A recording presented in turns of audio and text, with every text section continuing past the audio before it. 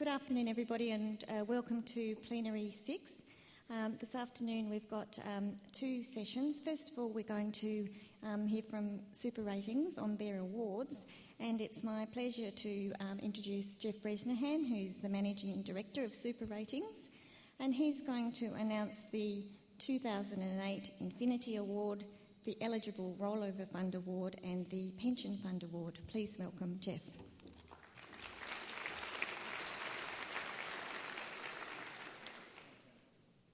Well, thank you particularly to AIST for allowing us to present these awards during such an important conference. As you know, we've been researching super funds for just over 6 years now, and we like to think that we can reward funds that show excellence in certain categories. And we certainly, whilst we don't want to keep creating award after award after award, there are some new categories that come in from time to time. This year we do have the three, the Infinity Award, the ERF and the Pension Fund Award. I'll take them from the ERFs first. We've basically been reviewing ERFs for 3 years now, and as you probably know, there's around about $10 billion in lost super. Much of that is sitting in ERFs.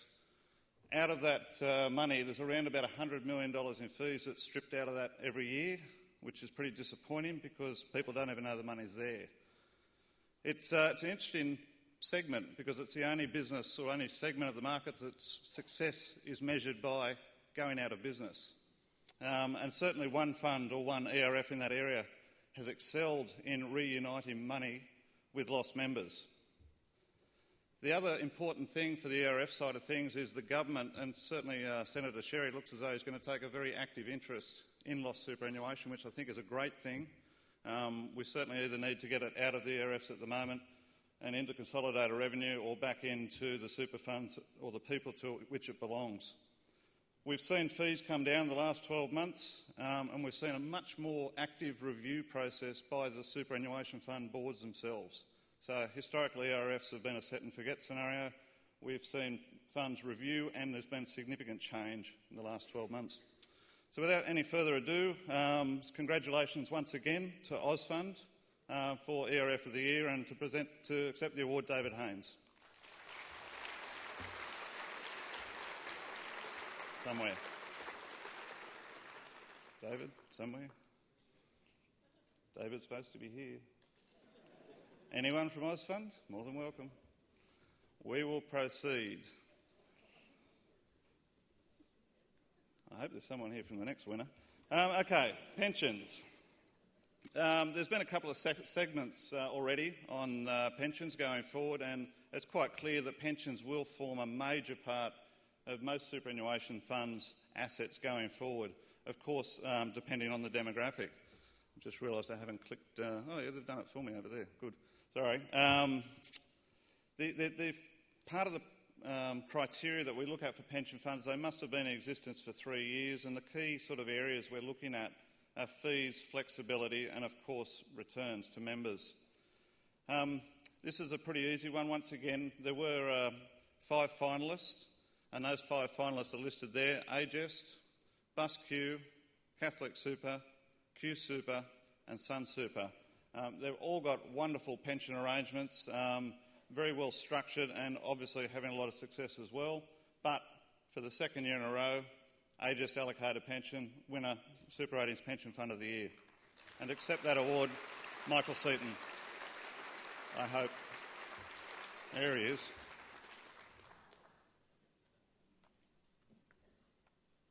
Just got to make sure I don't give you the ERF one.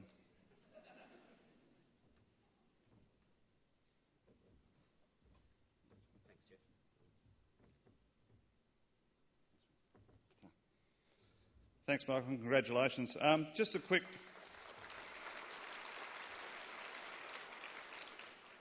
note there too, whilst we're talking about AIST, and many of you aren't aware, Catherine Flowers, who's I think the operations manager at AIST, 2 weeks ago was in a critical intensive care in hospital with viral meningitis.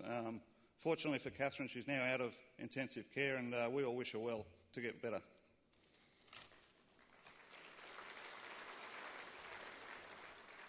The last award is our Infinity Award, and you're probably sitting there saying, what the hell is an Infinity Award? Well, part of our process is we generally always come in from the consumer's point of view, and there's been a lot of noise, and it's more than noise, it's sort of a tidal wave of interest in sustainability, environmental and societal and ethical, and there's just 1,000 words all coming from different directions. And this industry, which is whatever it's got today, which is probably less than $1.3 trillion they had yesterday, has a huge role to play in this whole debate and this whole process.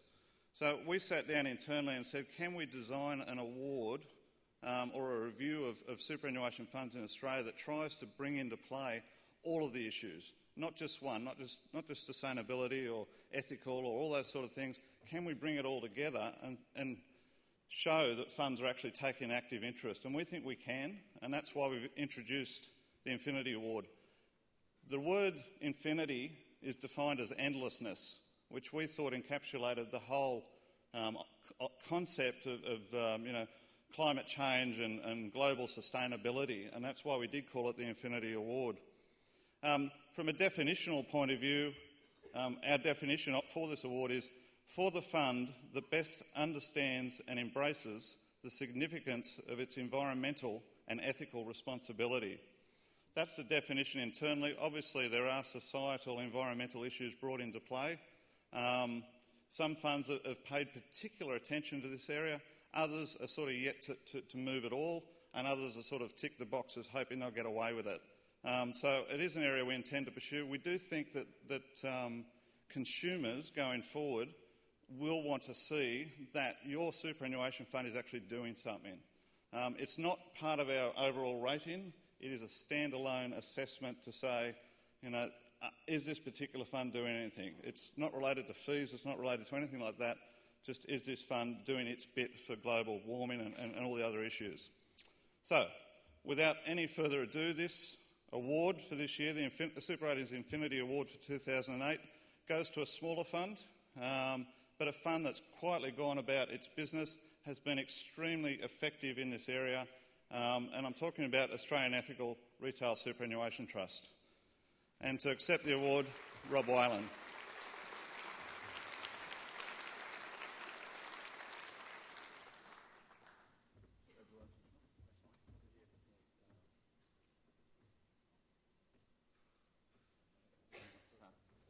Thanks, Rob. Rob pleaded with me not to get him up here to speak, so I've exceeded those wishes. Obviously, he didn't come here to listen to me, so thank you for your patience. Congratulations to all the winners.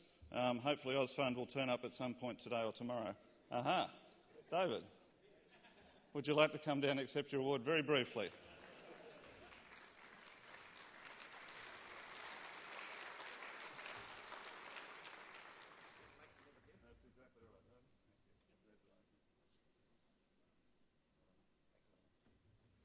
Thank you for your patience, and thank you. Bye-bye.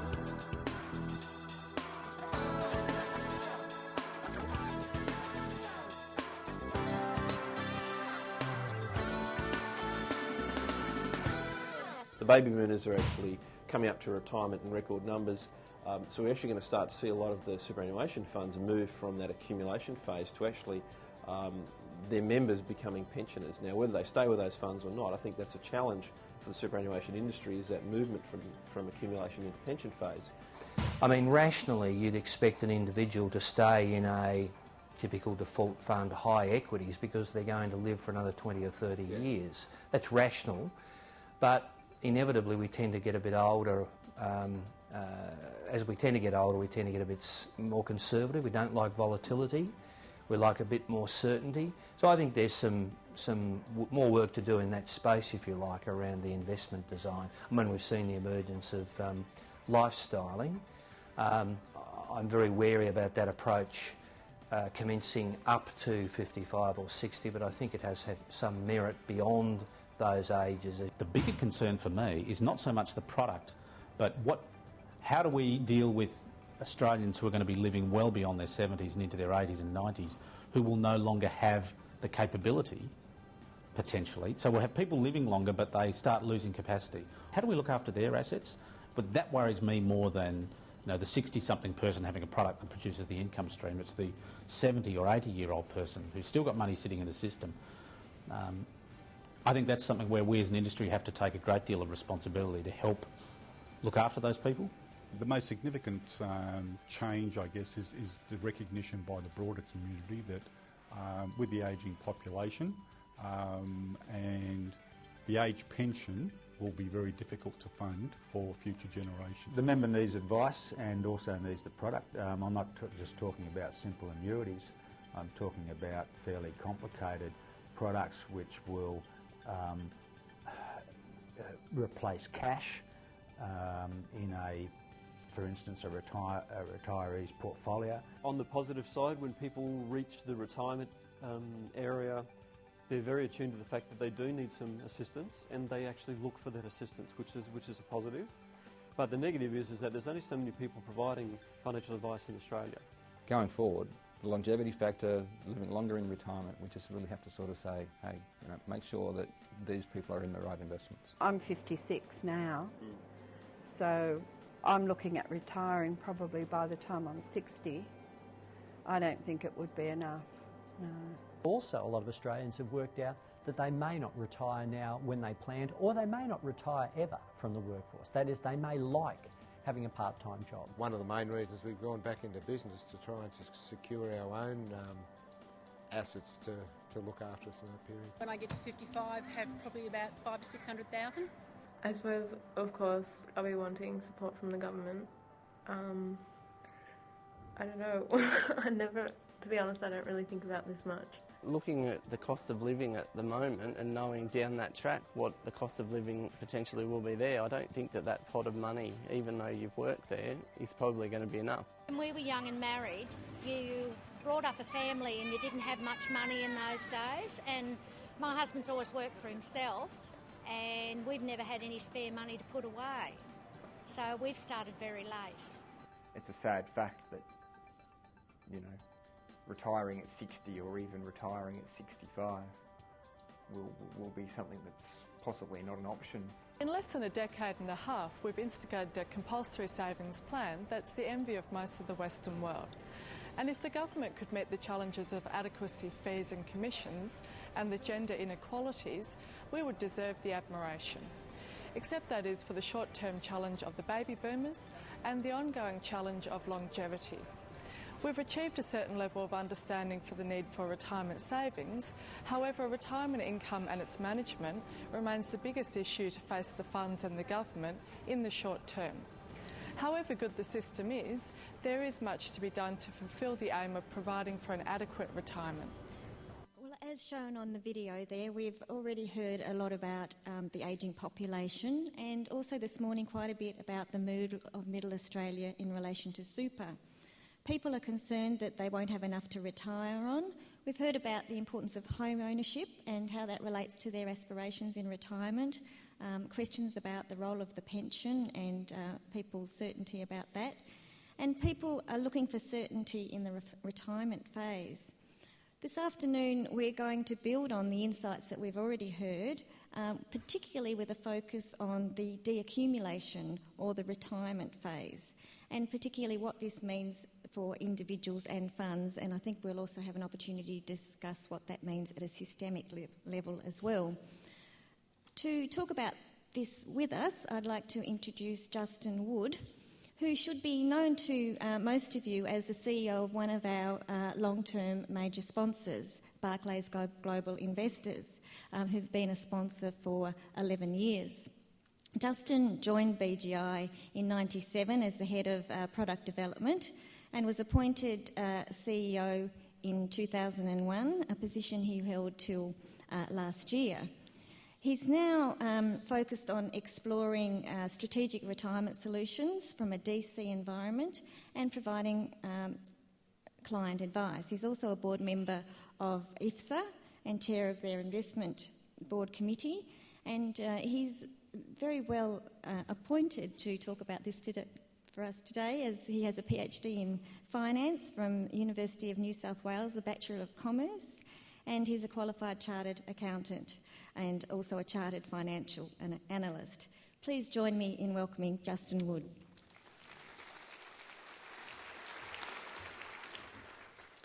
Thanks, Angela. That was a slightly better introduction than the one I think I heard downstairs where someone said earlier this morning, "Are you the old bugger that's going to talk on retirement?" I guess I've got the right colour hair for that, but I am very delighted to be here talking at this conference. I think CMSF, the organisations that it represents, and the employees and members that belong to those organisations form a critical part of the superannuation system. This is a superannuation system that has come a long way, and as Angela said, relative to a large number of other countries, we're in great shape. A lot of that attention over the last 15 years has been focused on the accumulation phase. And the accumulation phase is really looking after people as they move through work from 20 to 65. And if you think about the system being 15 years old, 20-year-old in 1992 is now only 35. They've still got another 30 years of contributions to go before they'll reach retirement. But already a lot of people are actually reaching retirement because we've got the baby boomers and that bulge in the population. And I think it is really time now to start thinking more deeply and also thinking differently about the retirement phase or the decumulation phase. Retirement solutions are a joint product between the government, between the industry, based on competition as well as innovation and individuals. So I think that what the government does and what we do as an industry will both play an important part. I think the people in this room, all of us, are in a slightly privileged position. We work in the industry, we think about these issues a lot, and we understand some of the risks facing individuals in retirement in terms of longevity and investment uncertainty. But the vast majority of Australians, I think, are massively underprepared for retiring at 65 and spending another 20 years or maybe 30 years in retirement. I don't think they know how to manage their money, and I don't think they know how to manage their spending over that time period. Okay, so in the agenda for the next sort of 30 minutes, I'm really going to cover three issues. First, I'm going to talk a little bit about demographics. Demographics have been the biggest driver of change in retirement systems around the world in the accumulation phase, and they will be the biggest driver in terms of the retirement phase. I said I think that we need to think more deeply about the retirement phase, and we need to think differently.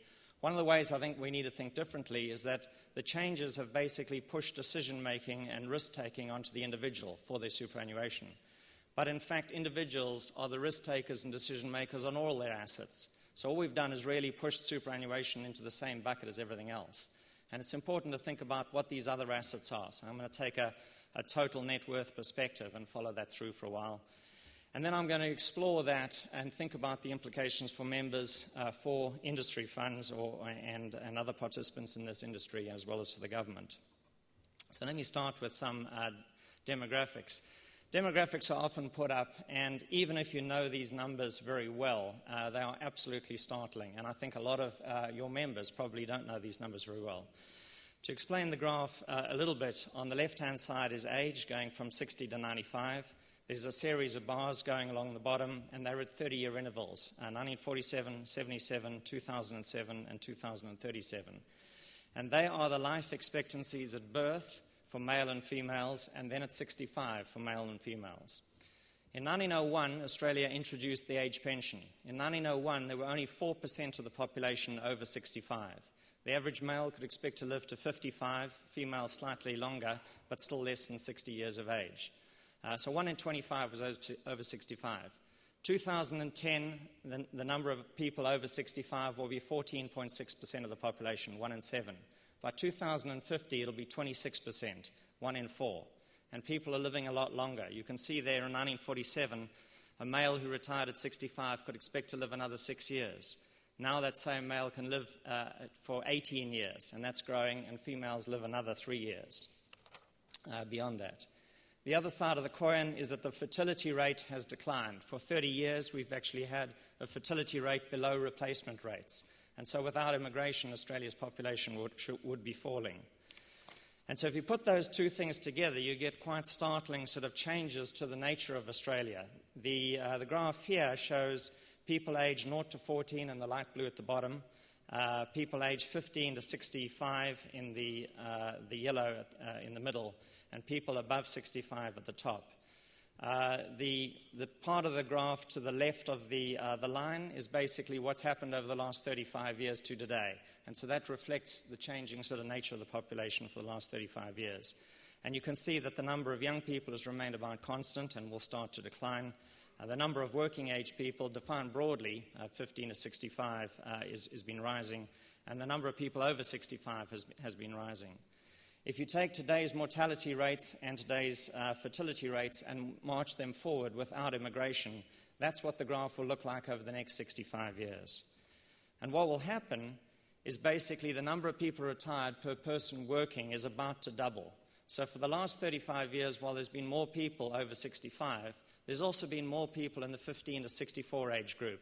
And so the dependency ratio, the number of people, the age dependency ratio, the number of people retired per person working has been about 5 to 1, or 20%. We're about to move to another 35-year period where in 35 years' time it'll be 40% or over 40% on this, but with immigration around about 40%. So one person retired for every 2.5 people working. 760 Australians, about the number of people in this auditorium, turn 60 every single day and will continue to turn 60 every single day for the next 15 years. So the countries that haven't moved to actually start addressing this issue some time back face severe problems. It's a very good thing that our government and the industry has actually started to move 15 years ago. What have been most of the changes that have taken place? Well, essentially, there was a lot more reliance on collecting money from people who were working and paying it directly to people who are retired, a pay-as-you-go system. A pay-as-you-go system is not sustainable when you get these kind of demographic changes. And so we've moved from pay-as-you-go to pre-funding, and that's fueled an enormous growth in assets under management in Australia as well as worldwide. And that's all the assets that we manage. That's the 1.2, 1.3 trillion. The second is essentially been a massive shift in risk and decision-making from employers, be they government or corporates, to individuals. And so individuals now become the risk bearers, as I said, on their superannuation and decision makers. And a lot of thought has been given in the accumulation phase to the fact that individuals are just not prepared and able to cope with these things. And so we've tried to mitigate decision biases. Left to their own devices, fewer people would save for retirement early than they should. People would save less than they need. So we've made it mandatory to actually participate in retirement, and we've put the superannuation guarantee to 9%, and there's discussions as to where it should go. Also left to their own devices, people would invest very badly, so there's a large amount of people now in default funds. But we haven't started to address the decision biases that continue to affect people in the retirement phase. There's only minimums that you can withdraw from your super once you retire. There are no maximums. Here are a set of risks facing retirees, and one of the questions that I'm going to ask right at the end is to think about your fund and think about how many of these risks you are actually helping your members cope with. So I presume these slides will be made available at the end. But when you actually go into retirement, it is a pretty risky and scary proposition.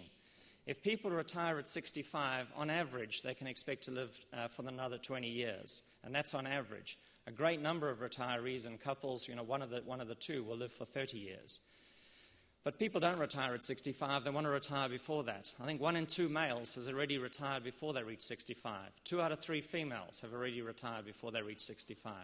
And if you couple retiring early, uncertain life expectancy, investment uncertainty, these are pretty difficult problems to face, particularly where individuals are the risk bearers and they basically have to come up with these solutions themselves.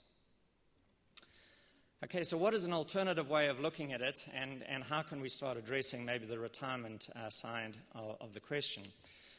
What I've done here is taken data from an Australian Bureau of Statistics Household Wealth and Wealth Distribution Survey. So this is a survey which is done every now and then. This last one was done 2005-2006.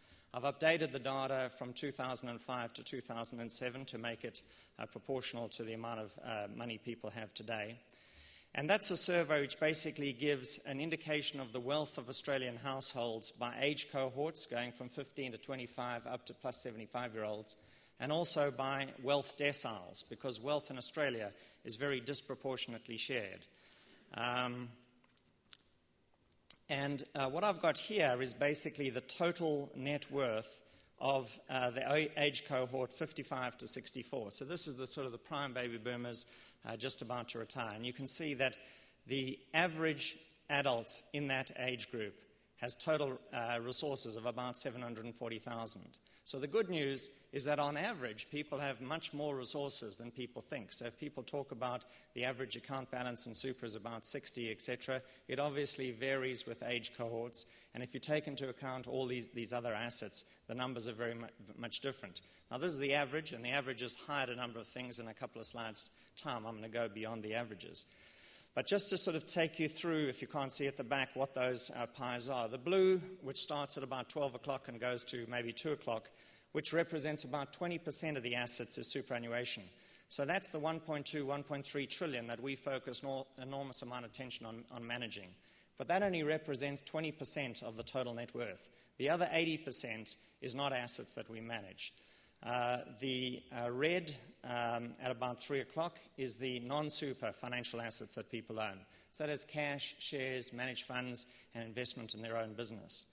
The next two quadrants are basically property, and they're property net of loans. And so the yellow is own property, and Australia's got fairly high levels of home ownership, and the green is investment property, and we've also got a relatively high level of investment property. Those are the data that come from the Australian Bureau of Statistics. We've then added two other sort of quadrants. The purple at 9 o'clock is basically human capital. It's the present value of people's income earning potential. And you can see that the income earning potential valued as an asset is a pretty valuable asset even for people in the 50 to 64 age group. But it's an even more valuable asset as you go to younger. And then the last orange there is people's claim on the age pension. The age pension starts at 65 for males, 63 for females, which will become 65, I think, by 2014. And so this is taking the present value of those claims going forward. A couple of points to note, I guess. One is super only represents about 20% of the assets. The second is that property is a pretty large slice of the pie. It's about 35%, and it's pretty illiquid. Human capital and age pension are not normally viewed as assets, but they're incredibly valuable assets and should be thought about. And obviously the superannuation system, as it matures, as it goes from being 15 years old to 30 years old to 45 years old, is going to change those slices of the pie quite significantly.